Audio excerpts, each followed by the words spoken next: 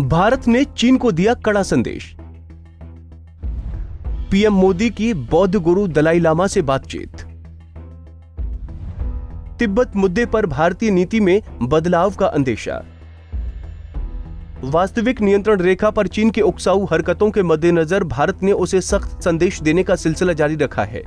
इसी कड़ी में कल प्रधानमंत्री नरेंद्र मोदी ने तिब्बती बौद्ध धर्म गुरु दलाई लामा को उनके 86वें जन्मदिन पर बधाई दी और इस जानकारी को ट्विटर पर साझा करते हुए बताया कि उन्होंने दलाई लामा से फोन पर बात की।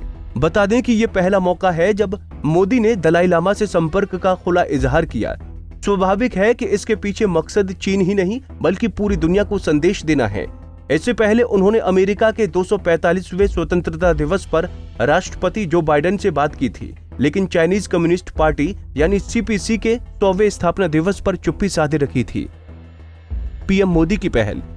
प्रधानमंत्री ने ट्वीट कर कहा, मैंने परम पावन दलाई लामा को 86वें जन्मदिन की बधाई देने के लिए उनसे फोन पर बात की। हम उनकी लंबे और स्वस्थ जीवन की कामना करते हैं।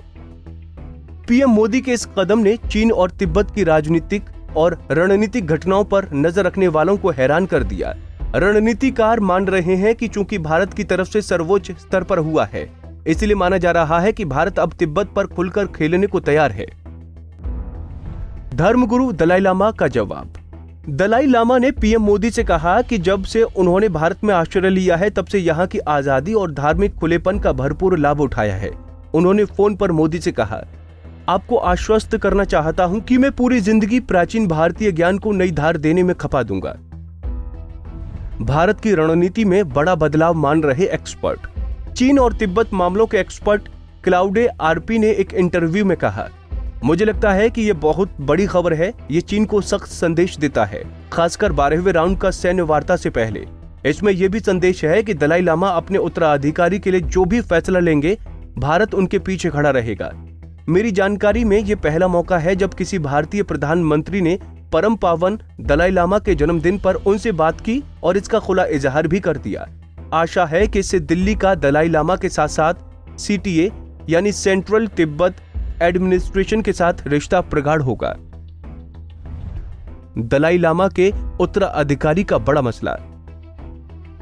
भारत ने दलाई लामा के उत्तराधिकारी को लेकर अब तक अपनी स्थिति स्पष्ट नहीं की है, लेकिन इतना संकेत जरूर दिया है कि ये तिब्बतियों का मामला है और किसी अन्य की इसमें कोई भूमिका नहीं होनी चाहिए। चीन ने तिब्बत पर अपने हालिया श्वेत पत्र में कहा है कि वो दलाई लामा के उत्तराधिकारी चुनने की प्रक्रिया को नियंत्रित करेगा। केंद्रीय गृह मंत्रालय में तिब्बत मामलों के सलाहकार रह चुके अमिताभा माथुर कहते हैं, ये सही दिशा में उठाया गया स्वागत योग्य कदम है। उम्मीद है कि भारत सरकार उत्तराधिकारी के मुद्दे पर दलाई लामा की इच्छा का सम्मान करेगी। पिछले साल ट्रंप प्रशासन ने Tibet policy and support act पास करके कहा था कि उत्तराधिकारी की प्रक्रिया पर सिर्फ और सिर्फ दलाई लामा का नियंत्रण होना चाहिए। अब बाइडेन प्रशासन ने भी इसी नीति का समर्थन किया है। चीन को सख्त संदेश। उधर तिब्बत की निर्वासित सरकार के प्रमुख पेनपा सेरिंग ने न्यूज एजेंसी पीटीआई से मंगलवार को कहा कि चीन की सरकार को ये मान लेना चाहिए कि दलाई लामा चीन तिब्बत विवाद के समाधान के लिहाज से काफी अहम हैं और उन्हें बिना शर्त तिब्बत और चीन की धार्मिक यात्रा पर बुलाया जाना चाहिए।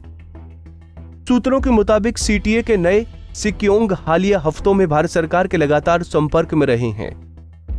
Bureau report, Punjab Kesari TV. हमसे जुड़े रहने के लिए हमारे YouTube चैनल को सब्सक्राइब करें और नई वीडियो की नोटिफिकेशन के लिए बेल आइकॉन को दबाएं। अगर आप ये वीडियो Facebook पर देख रहे हैं तो लाइक जरूर करें और ज्यादा से ज्यादा शेयर करें। धन्यवाद।